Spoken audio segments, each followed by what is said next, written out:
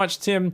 We've got you here, of course, one of the co-lead developers over at Stormgate. You guys have just had a crazy week announcing your game and finally saying, hey, not only are we working on RTS, but we've got an actual world. We can announce that it is Stormgate that we're going to be working on. And hey, there's demons, there's humans. These are the things we're focusing on.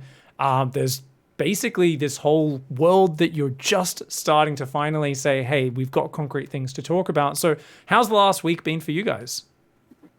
It has been very busy, but also just exciting for us to have a chance to finally reveal what we've been working on and to start to see some feedback from players. I think that's very cool because I've been lucky enough to hear some inside news from you guys. You've been talking to a lot of pro gamers and RTS kind of community members, getting feedback and brainstorming and all this stuff for quite a while now.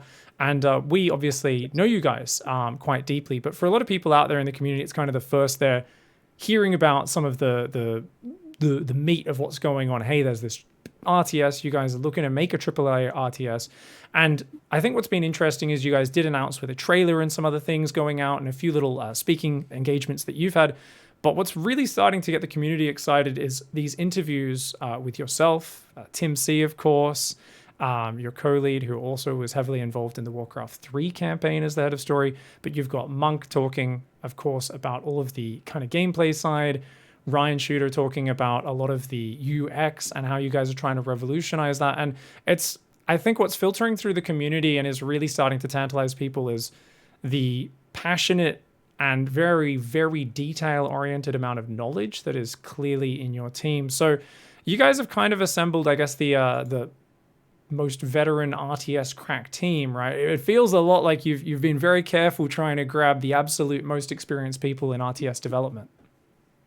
I feel very lucky to be working with these guys. And yeah, it's, I think, one of these rare opportunities to bring people together around something that feels like a mission, not just a job. So really everybody on the team is just passionate about real-time strategy. And even the investors who have backed us up, I mean, it's amazing how many of them have individuals on their teams who are just like fully behind this mission of bringing real-time strategy back and bring it to a broader audience. I think it's something which a lot of people would say is a dangerous proposition, doing something where there has been a lot of, I don't know if RTSs can do as well. We haven't really had one that's had a Fortnite level or Minecraft level of exploding in the scene. But at the same time, in my mind, I don't think we've really had the team put together or the investment to try it. So there's been a lot of comparing to StarCraft 2 a lot over the years for a lot of different titles that individually on their own merits I've loved, but can almost be called indie titles when compared to StarCraft 2 in terms of scale and budget and the amount of engineering that goes into it and all that sort of stuff.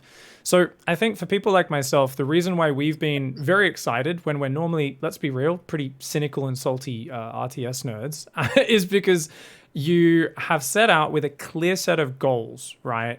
You've laid out a very clear plan, which you're starting to put out there now into the community and explain to everybody. It really, to me, feels like Stormgate is meant to be, I don't know if the successor spiritually of StarCraft 2, but definitely the next step in terms of an RTS that is meant to really captivate people and explode the base again. And who knows, maybe see something like the huge wave of popularity we saw with StarCraft 2, which is now, 12 years ago. Is that the aim? Is it to really kind of bring RTS back into the front and be the spiritual successor of SC2? There are so many great RTS games that are slightly different, I would say, than the formula of Blizzard RTS. Age of Empires has, I think, had a resurgence lately. Company of Heroes, there's a new Company of Heroes coming. Gosh, there's a new Homeworld coming. There have been some great indie titles, like They Are Billions. But none of those have really captured the essence of Blizzard RTS.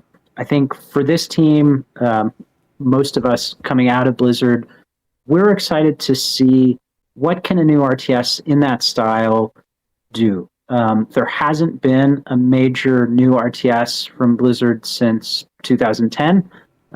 So, the gaming audience has grown a lot. Many new genres have emerged. Trends have shifted in that period of time. And we've learned a lot, frankly, over taking StarCraft 2 in new directions, adding co-op with Legacy of the Void, bringing StarCraft 2 to free-to-play, bringing StarCraft 2 to a more continuous content delivery model, where we had new commanders or the Nova covert ops missions. All of these things taught us things, gave us new ideas. We collected a lot of feedback over that period. So this really is our chance to try to evolve that specific type of RTS, the Blizzard style of RTS, in a way that we hope will resonate with players and perhaps give us a moment where RTS kind of has an Elden Ring moment, where players who perhaps haven't considered RTS as a genre for them will come look in on what we're doing and hopefully have a good experience. Yeah, I like that comparison.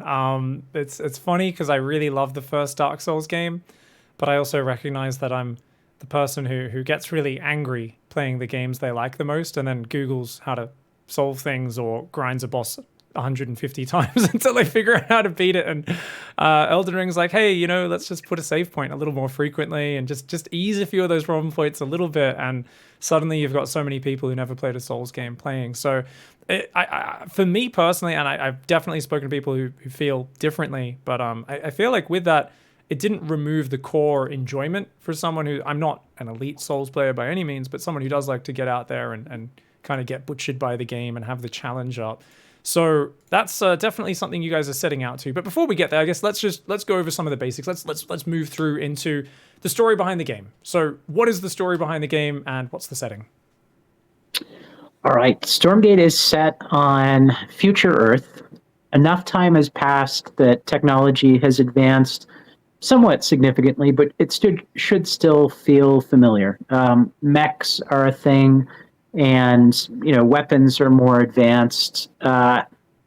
Over the course of an experiment, a portal to another world is opened. A portal called a Stormgate, because they tend to open during big solar storms, and this unleashes aliens onto Earth and creates an apocalyptic moment. It turns out these aliens were here before, many thousands of years ago. They're the inspiration for demon myths, but like all myths, they're not exactly as mythology would have us believe. From the human side, the human resistance, we're picking up this story at a point where it's not the darkest moment. There is a sense of hope, but an apocalypse has happened. The stakes are high. We're fighting for the future of our planet. From the alien side, the infernal host, we come to learn that there are reasons why they're doing what they're doing, and there is a thought process for them that justifies their actions. So the game isn't about black and white. It is very much about the grays and the nuance in this story. And there are more races coming. So this is just the beginning. If you ask me, I'm a big demon fan as well. So human meat tastes good would be a good enough explanation for why they're coming. But okay, there'll be more to it. They'll have more depth. That's fine. I think a lot of people will be happy that it won't just be, big bad kill eat. So that should be quite fun. Awesome. So I do like that this setting's a bit different. One of the big things that I've been kind of wanting, waiting for these announcements and waiting for to see where the world settled on that you guys are going to be exploring. Something new, something a little bit different, going in a bit of a new direction. Personally love kind of humans as kind of the rebels fighting a big alien invader. You can do a lot of things with that. Very curious to see as well what these other races might be and factions. I can't wait to see. So overall, you guys announced this in the last week. Obviously, you had a big cinematic trailer that you guys put out where we had a little sneak peek into the world. There was a bit of criticism with that about the sound design of it. Other people said they loved the look of it. We've got obviously a look into mechs, technology, aliens, the demon. It was kind of like here's just a sneak peek into what's going on in the world. So what are your thoughts on any criticism the trailer's got, first of all? We're very feedback driven. First off, really appreciate people being frank with how they felt, how they reacted. I feel a little bit responsible in as much as our audio director was really under the gun because we had been looking at licensing a music track from a popular K-pop band who shall remain unnamed. And unfortunately, the licensing just didn't come through fast enough. So Alex, who's our audio director, had to score the piece and do the sound design at the same time. Honestly, I think he's top notch and did a fantastic job, but I know he would have liked more time. And it sounds like from some of the reactions we got, and to be honest, I think the positive feedback outweighed the negative feedback 10 to 1 easily. But, we take all feedback seriously. So feedback's been heard and we appreciate it. I was shocked personally, not because of criticizing it. I was just like, oh, what? There's a trailer? Like we're getting a trailer already? Damn. It just was a bit earlier than I expected to get to see a little bit of the world and kind of going, oh wow. So for me, I was very excited to watch it. And I remember being the first time like, okay, the audio seemed a little iffy. I think it was Grant in his video said, it felt like, obviously, you guys are maybe got some short time scales. Summer Games Fest is a big opportunity to put the name out there and that sort of stuff. So interesting to hear a little bit of behind the scenes stuff on that. And as always, one of the big things we're noticing is that some people were saying as well, like, hey, where's the gameplay in this announcement? We want gameplay. I guess it feels more like you guys are saying, hey, we want to let you know what we're working on and then do that as quickly as possible to involve the community in the sort of feedback. Even when you first started the Frost Giant subreddit, I feel like there's been devs on there constantly talking with the RTS community and running polls and kind of taking feedback. So at the moment, you guys aren't rushing to get that feedback out there just yet. Some people I think were mishearing saying, you're releasing the game next year, but it's an alpha or a beta, that's coming out next year, right? So this is kind of just you starting is it correct to say this is you starting your conversation with the community, getting that feedback and getting them on board to be a process in developing the game? There's a very conscious effort on our part to include the community in our whole process. And I know you've seen some of the subreddit conversations that we've been having and some of the behind the scenes video feedback sessions. We're at a point now where the setting is ready and the high level vision is ready. So we wanted to share that and start to get feedback on that. I feel personally like it would have been a big mistake for us to wait until there was gameplay to talk about it, because at that point we've invested so much time that the community's ability to influence us is more limited. Yeah, I know that there's been a big trend lately of games who are like, hey, we're announcing and you can play tomorrow. And that's just not how we wanted to approach it. We very much want to include the community in our process. And so this is just another step along that journey. Next year, we will open up the beta, and beta registrations are already possible through playstormgate.com. And between now and then, we'll be continuing to maintain the dialogue that we've had with the community through our subreddits and through the newsletters that we send out as well. That's funny because I've spoken to a few people in the community who felt like because there was some criticism and there's like, oh no, we need all the hype to be there. But for me, as someone who's recently kind of gone back and been reminiscing about some, obviously big gaming stories with releases and overhype and No Man's Sky and the never-ending, production of like Star Citizen and selling 500-pound ships in the game before it's even released and all this kind of crazy stuff. There's a lot of gamers who feel like they haven't been respected as consumers and are very kind of knee-jerky. But when I think about the companies that have sometimes gone through issues and then turned it around, it's always due to there being just earnest passion about the game, and openness with, hey, this is what we're working on, and communication. So I think what means the reason why I'm at no point ever stressed about you guys' progress, no matter whatever's happening, is because seeing what a lot of you worked on in the latter years of StarCraft 2, we saw StarCraft 2 go from that older game development team where there was very little communication with the community in the older days. There was a lot of people screaming about Broodlord Infestor for 2 years, or this or that, or this problem with the arcade, and feeling like they were never heard. And I think so far, and in the later years of StarCraft 2, we saw a lot more interaction and communication and back and forth with the community. And I think you guys have really started to port that over well to Frost Giant, where from what I'm seeing, there is just this constant feeling of like people are upset about something or they want to feel heard. And if they do go on the subreddit, or if they are watching these interviews with you guys, you seem to be acknowledging everything and not steering away from it. So that's not even a question. I just want to give you guys props for that. Well done. Keep it up.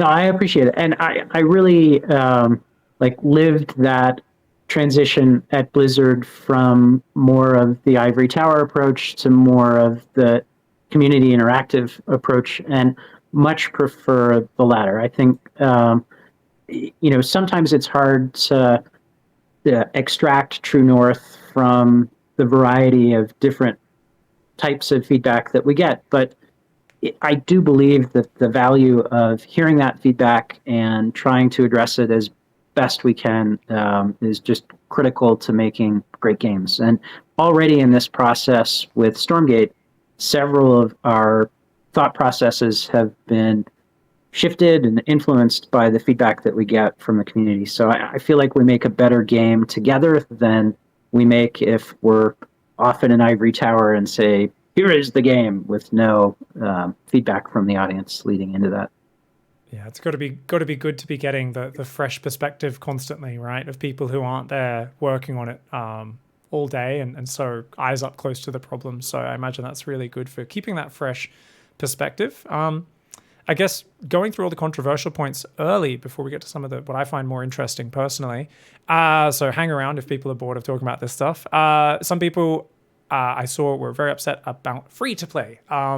Something that they associate free-to-play as a concept which is associated with predatory in-game practices and this sort of stuff. And there's also a lot of people, or a couple of people at least I saw commenting online saying, how can you make a really good AAA RTS if it's free-to-play? Because don't you need that, initial payment for the game so that you're not trying to then just capitalize on every little detail in the game? But do you feel like maybe I think there's a lot of games who are free to play who are vastly more successful than the old model, and it does seem like it can scale better in terms of if you want to actually create ongoing content. So it feels like you guys you've laid out a roadmap for future content, right? And you want this to be an ongoing story production campaign, multiplayer balancing, and all that sort of stuff. So is free-to-play necessary to basically get that ongoing production of Frost Giant and create it as an experience that continues for years to come? Yeah, there's two components, I guess, to the question. The first is it possible to have free-to-play that feels good for consumers? I would hope that players who came through StarCraft 2's transition to free-to-play, which was spearheaded by many of the members of the Stormgate team, feel good about how that transition played out. It was designed to give players the opportunity, but not the requirement, to buy the types of content that they enjoyed playing. And, it's not about introducing frustration mechanics. It's not about pay to win. It really is about letting players a la carte the content that they were already enjoying from the game and buy the types of content that resonated the most with them. So I feel like a lot of the gut reaction to free-to-play is driven by mobile games or by other examples where there's more pressure to buy rather than a sense of freedom and value from going to that business model. The biggest reason for us to go free-to-play is it lines up perfectly with our goal of reaching more players. We saw a substantial increase in the player population for StarCraft 2 transitioning to free-to-play. We didn't introduce any new content. It was literally the same game. But by taking away price as a barrier to entry, so many new players came into the game. And I think if you look at the top 10 list of successful esports at any given time, the majority of those are going to be free to play games because price as a barrier to entry goes away and people feel like they can get into the game, get good at the game without breaking the bank. And so, again, freedom for players, a la carting their content, lowering the barrier to entry so that new players can come in, so that you can invite your friends and not feel like you're asking them to spend $50 or $60 to play with you. There are just so many benefits when free to play is done the right way, and we very much intend to do it the right way. Well, Tim, 8, 9 years ago, I had people telling me on a daily basis as an aspiring pro gamer and streamer, they said, you're swapping LOL, Counter-Strike, what are you going to do, dude? It's a dead game. I think I have free to play to thank for the fact that I'm still able to stream this StarCraft every day in 2022 and have as many people watching as we do right now, because I kind of went full-time streaming along with the free to play, and I saw firsthand just this explosion in new people coming in, and I still have new people coming in day to day saying, hey, I've picked up the game and just started playing. And I absolutely know firsthand I did not have that when the game cost $30, $40, $50, $60, $70. So it definitely does remove that barrier to entry. And that doesn't necessarily mean that, you can't have people still end up then paying for the campaigns and that sort of stuff once they're onboarded, and if you are delivering good content. So awesome to hear that thought. And it really is just a well-balanced approach in my mind to the modern gaming. This kind of brings us forward a little bit, is that it really is something where, in my mind, I mean, the most recent big RTSs, I don't think we've seen one really launch with the focus that you guys have. It feels like StarCraft 2, buy the game, buy each expansion pack, and then slowly, obviously, it had the free-to-play and these things tacked on many years later. Age of Empires has come out as a premium game you pay for once recently. So it does kind of feel like this is the first time an RTS has taken this approach. Is that correct? Yeah, I think there have been some experiments besides StarCraft. I know at one point there was a Company of Heroes Online that was experimented with. I think there was even an Age of Empires that was experimented with. I didn't participate in playing those, but for various reasons, that's not the direction that those franchises stuck with. As far as I know, this is the first traditional RTS that is launching free to play. So I hope that it winds up feeling like a positive to players. That's very much our intention. Awesome. I think this is really awesome because we get to now go to the part of the conversation I've been excited to talk about for a while, and I've been trying to make videos about this topic, and I've kind of gone in circles and haven't been able to figure out how to talk about it. And now you guys have announced everything, we can just have a chat. And that is a talking point. Maybe 3-4 months ago was Giant Grant Games did a video called Why the Next Big RTS Will Fail, that was doing the circuit. And I know a lot of people in the RTS community were talking about it. And when I watched that video, he was kind of talking about what they've missed out on and what they needed to focus on. And what I found really kind of funny, but I wasn't sure how much I could really share of it since it was, still a bit secretive with you guys. I really kept thinking of Frost Giant because kind of every single thing he was saying companies need to do to have a successful RTS, you guys had already mentioned you were very focused on as your kind of 4 pillars of what you're focusing on in your RTS. Did you watch that video, and did you kind of feel like you were already answering all those concerns that Grant had? I loved where he was coming from with that video, and I had so many people forward me links to it, and every time it just made me smile because we are so aligned with his thinking.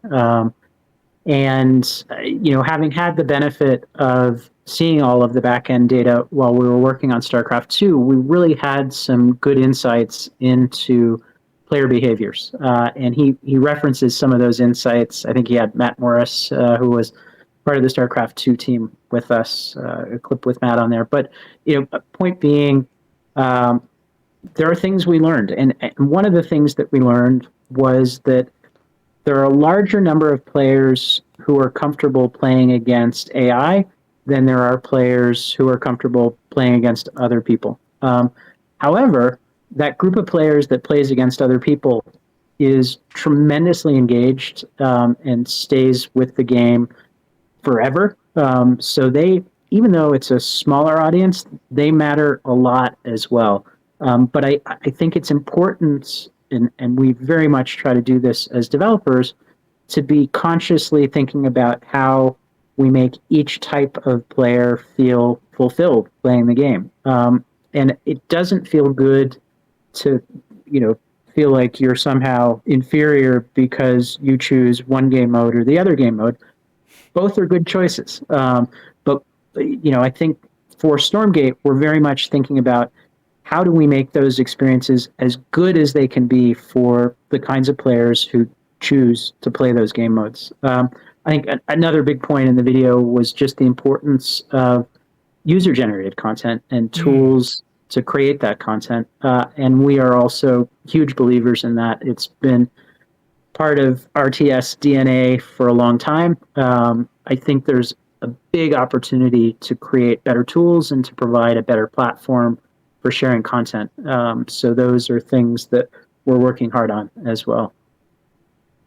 So that's it's so cool to hear all that, because yeah, you've been talking about it from early on that you want to hit these important areas. And for me, I think co-op was an eye-opening moment in the StarCraft 2 player base's eyes, where they said, oh, okay, that elitism started to get worn down just a little bit, because I've known so many high-level players who initially were like, silly heroes and your little abilities and dumb things, and then I'm like, oh, you're mastery level 4,000 or whatever it's, they've played every brutal mutation 1,000 times these days, and it's like, oh, okay, it's actually something that's incredibly fun. And I consume a lot of other strategy games that aren't StarCraft very regularly, in that like kind of verse AI mode, or like a replayable kind of randomly generated mode. And there's so many different ways that people enjoy strategy games. So I love that you guys are catering to all of it. On the other hand, I did see some criticism. I was just reading Reddit today, the thread, people talking about some stuff on one of the subreddits, and someone was like, I like all this, but I think it's too much. I'm worried that they can't do all of these different things great. 1v1, 3v3, your kind of verse co-op mode, and campaigns, and have a nice editor for user-generated content. Like, it's too much. I'd rather they just do one or two things well. I'm worried they won't be able to pull this off. Yeah, I think that comes from an era, that thinking comes from an era where there's just one box and stuff either makes it into that box or it doesn't. We are in an era now where games get to continue to evolve and improve over time. And we are planning for Stormgate to be a story that lasts for many, many years, but also a collection of features that get added and improved over many, many years.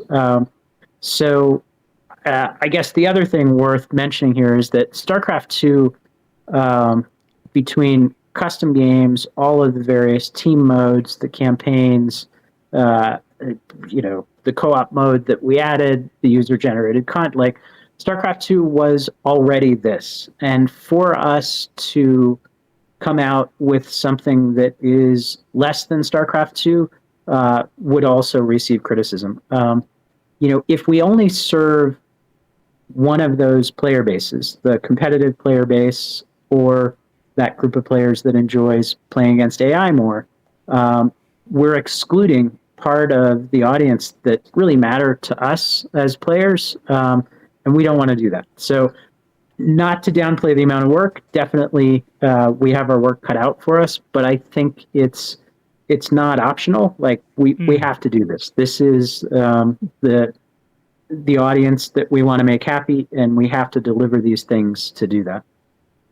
All right. So I guess theoretical scenario, there's pressure to maybe launch the game or something like that. Is there a chance that maybe one of these or two of these areas would come out like after release, as like maybe a year down the track, or is it kind of non-negotiable at this point? You're aiming to have everything on release. Well, even release is a fairly fluid concept these days. I think certainly we will start with core gameplay modes and add from there. But is release the beta? is release. The first time we sell something in the game is release. An arbitrary point in the future where we're like, all right, we feel like this is 1.0. There's no question that we're going to start with the most important pieces and continue to add and improve from there. I think we won't be able to say until we get into the beta and we start to get feedback from players, what does that time frame look like, and what's the specific scope when we start to sell the first thing that we decide to sell. Very good to hear. It's obviously going to be a fluid process. There's going to be a lot of priorities there to make sure you guys do focus on that core experience. In terms of, criticisms of other RTSs that have come out, why they haven't been able to deliver on a lot of these, Beastie Cutie made a response video to Grant. He was talking a bit about, there's just not enough funding for them. It costs a lot more money to develop an RTS than any other type of game.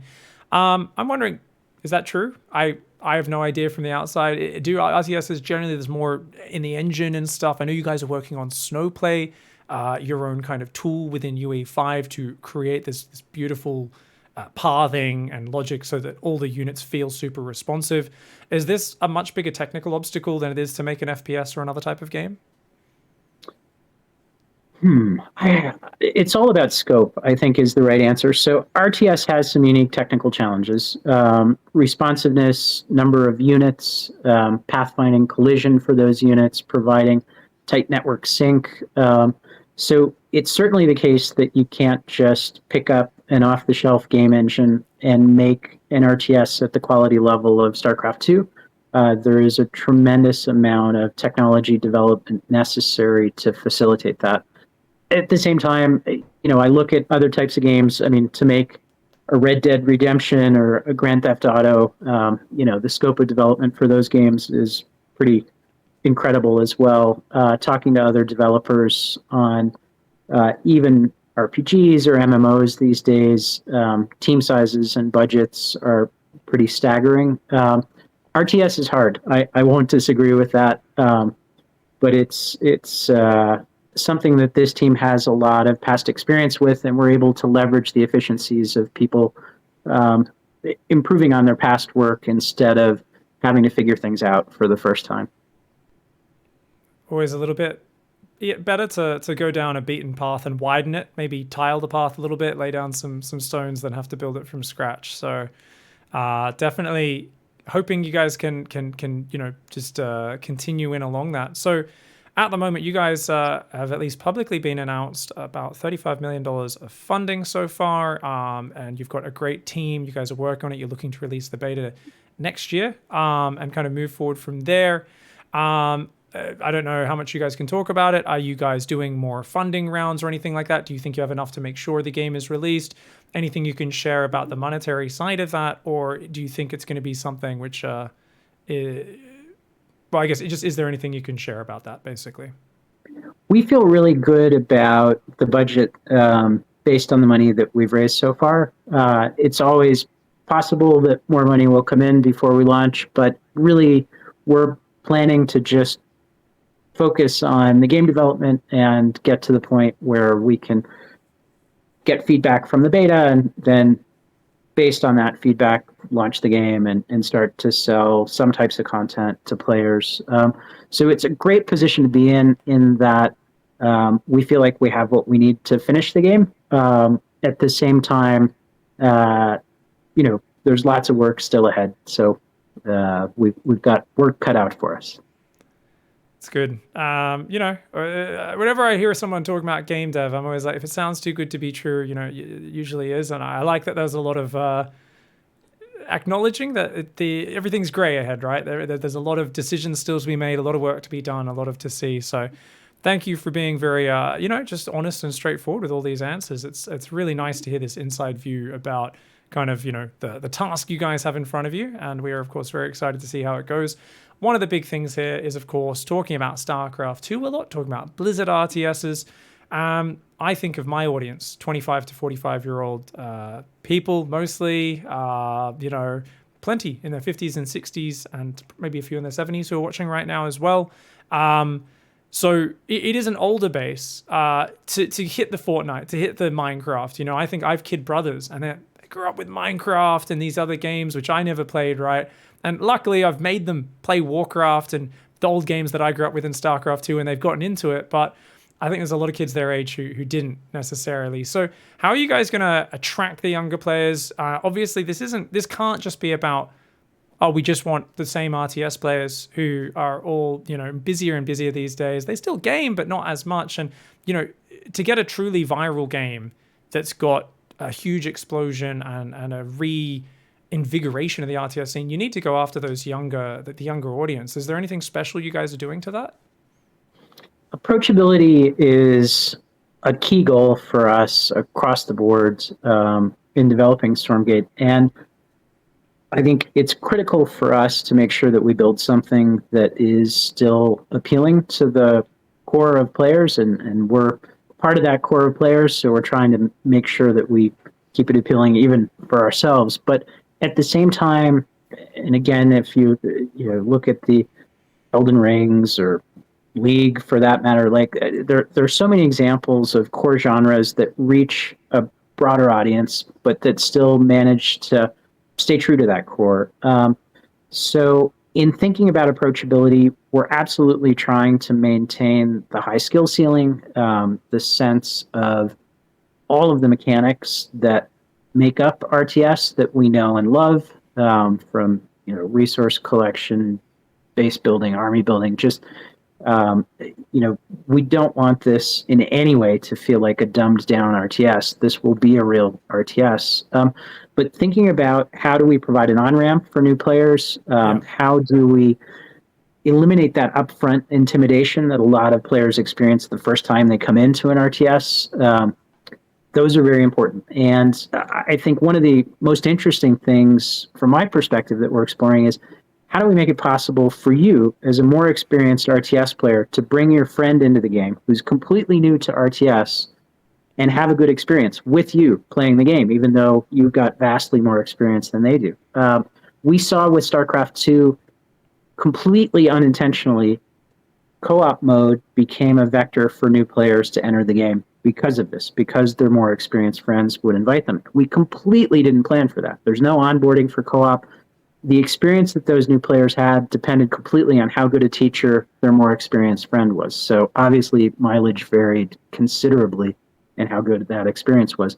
But now that we've seen that behavior, we can think a lot about how do we equip you as the more experienced player with tools to give your friend a good experience, and what are ways that we can bootstrap them quickly as they come into this map, and not overwhelm them with interface, not overwhelm them with tasks that they have to do in the first 10 seconds of the game. So lots of opportunity there, and we're expending a lot of effort in that direction. Now, obviously, this is kind of like, you're one of the bosses of the game, Tim, and this is kind of a top-down interview we're doing here. So when people hear that, there's a lot of responses that are sometimes skeptical, sometimes memey, it's like, oh, is the game going to macro itself and micro itself? But I want to direct anyone who's thinking that at this point over to any of the interviews with Ryan Shooter. I know Harstem, for instance, just one of the people in the StarCraft community who's just recently done some great interviews with him. So if you guys want to hear more about how things can be made more accessible, removing those barriers, making the onboarding make sense for people who aren't traditional RTS players, there's some really fascinating details that you guys can go and hear about there to do with adding things that, make it like, hey, you can just have a build tab, but things that are still a little bit less efficient. Some of the interviews with Monk also covered some of that. So definitely check that out if anyone's having the elitist StarCraft 2 reaction that I always feel in my gut of, no, don't automate things and take away the playing of the game. Don't make the gameplay itself. Those interviews should allay your fears if you guys haven't watched those interviews yet. So take a deep breath, everybody. I know I have to when people try and change my lovely RTS. Yeah, and the important takeaway too is we're not trying to change your RTS. Like, we're providing exactly the experience that is core to RTS for players who are capable of dealing with that high skill ceiling. It's for these new players coming into the game, what crutches can we offer them? And to your point, those crutches are not going to be as effective as walking without crutches, or running without crutches for that matter. But having those crutches exist for somebody's first experience in the game is tremendously valuable, because the single biggest point of feedback that we get from new players coming into RTS is that they feel overwhelmed.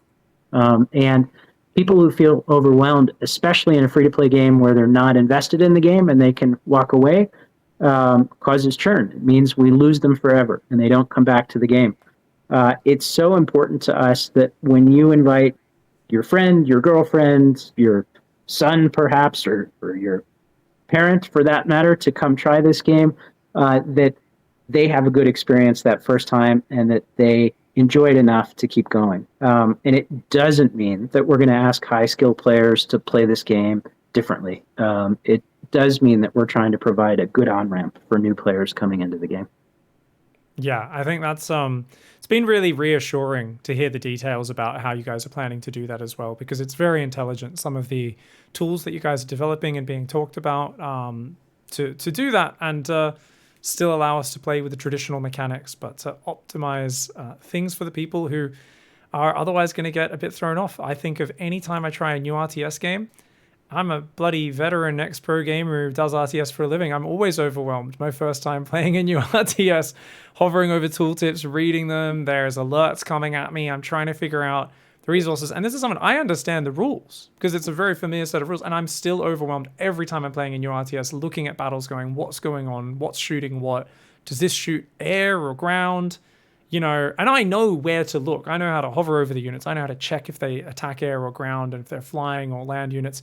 I can only imagine what it's like for somebody who hasn't spent their whole life playing RTS games. So anything we can do to ease that on-ramp without affecting the core experience, I am all for it. And that is part of what is so darned exciting. A couple of last questions here as we do get towards the end. A few people were asking, will the PC requirements purposefully be aimed to be a little lower, like some recent esports titles that try to appeal to a wider base? Or are you guys just going to focus on having like the best possible graphics and the most cutting edge? Yeah, we're benchmarking what Unreal Engine 5 will let us do. And of course, we want as many players to have a good experience with our game as possible. We are not going to do that at the expense of providing a great experience to players who have capable rigs at home. But at this point, because it's early days with Unreal Engine 5 and early days for us in terms of benchmarking numbers of units, it's too soon to tell. But I definitely, we want to accommodate as many players as we can, but we're not going to make sacrifices for players with high-end rigs to do that. And are you planning to release on Linux and Mac? It's too soon to say definitively, but right now our focus is 100% on PC. Our experience at Blizzard was that there is a pretty high ongoing burden to the development team for each platform that gets supported. So we're very cautious about committing to platforms at this point. We need to make sure that we knock it out of the park on PC to begin with, and then we can start to consider, is there bandwidth to tackle other platforms, and does it make sense? Or is there a big enough player base on those platforms to justify what turns out to be a pretty significant ongoing effort? Fantastic. Well, good to hear that. I personally, am good to hear a nice realistic approach there, and hopefully that does come in down the track, but fingers crossed. So just to finish up, we've heard a lot. I think we've got a good top-down picture of what you're aiming for here at Frost Giant. I'm going to be doing some more interviews with some other members of the team and getting into some more nitty-gritty. I guess lastly, just a point which we've kind of touched on, but how do you feel that Frost Giant and Stormgate is going to differentiate itself from the RTS competition? Because there is quite a resurgence in different RTS titles and that sort of stuff. But now that we've heard all of this, I mean, what's going to make this more of a success than, say, Age of Empires 4 or Company of Heroes that's going to be coming out later this year? Yeah, it's funny.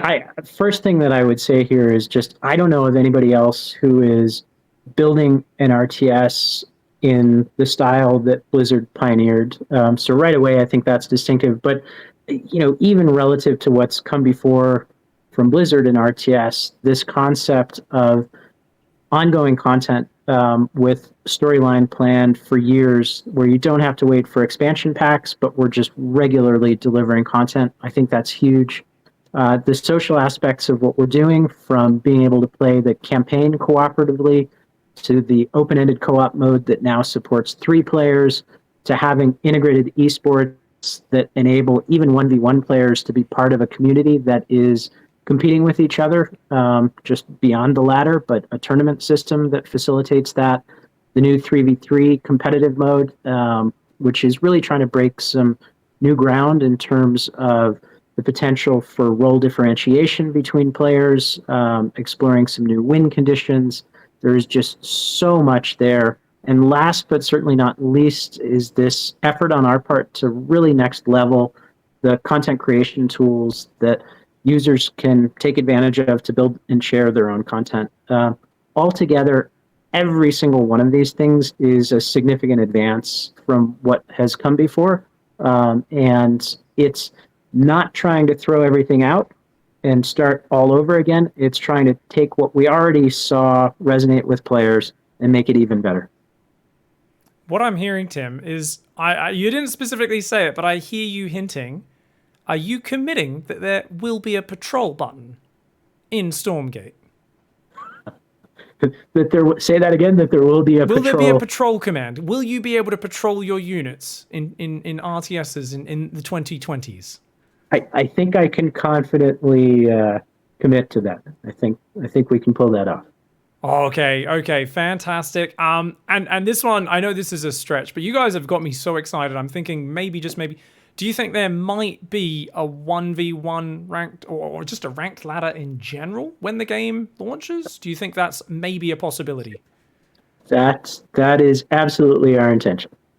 Oh my God. Okay, smashing the competition already. So to finish on a bit of a slam, you were being too nice, Tim, so I have to come in there and try and be a little bit bad-mannered towards some of the other recent releases, which I wish did come out with features in them. So thank you very much. I apologize for adding a little bit of shade there, but no, I really feel like you guys have got very ambitious goals, but I think this is going to be really cool to see where it goes and where it develops. And it just feels like the direction is going in the right spot. So other than the beta next year coming out, which people can now sign up for on, over at stormgate.com, is there anything else that people can look forward to in terms of announcements? Like, what should they be doing to keep up to date other than going and signing up for the beta?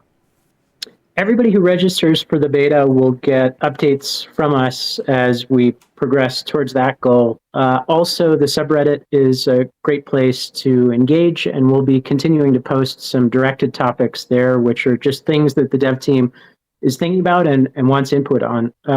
So, yeah, we're just really grateful for the support that we've seen from everyone so far. And at the end of the day, we just want to make players happy. So anything you can do and that everybody watching can do to equip us to make the best game possible, we're grateful for your feedback. So fantastic. Obviously, it's playstormgate.com, by the way. So in case anyone is listening to me, be careful, as I did misquote the URL before. So sign up there, everybody, get on it. The YouTube channel as well as being great to follow up with you guys. Your Twitter's being very active.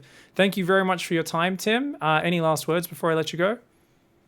No, super grateful to you for having me on and for all your support through this process. And we look forward to being able to share more in the months ahead as we move towards the beta. Thanks so much for your time, Tim.